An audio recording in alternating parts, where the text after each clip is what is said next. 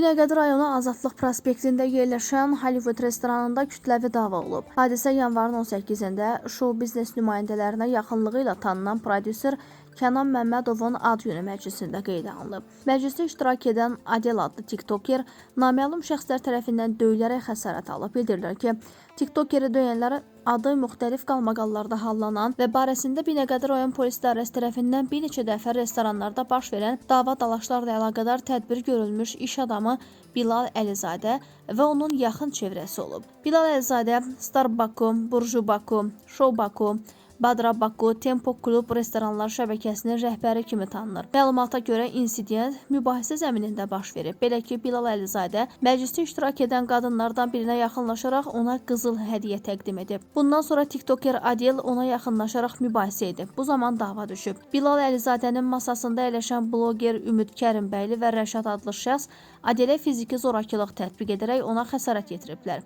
Məşhur iş adamı Şəruri İsfəndiyara məxsus olan restoranın rəhbərliyi tərəfindən hadisə yerinə polis əməkdaşları çağırılıb. Daxili İşlər Nazirliyi Mətbuat Xidmətinin əməkdaşı Cəsarət Qəmbərli bildirib ki, paytaxtın Binəqədi rayonunda yerləşən restoranların birində insident baş verməsi ilə bağlı polisə müraciət daxil olub. Müraciət əsasında təhqiqat araşdırmalarına başlanılıb, araşdırmanın nəticəsindən asılı olaraq hüquqi tədbir görüləcək.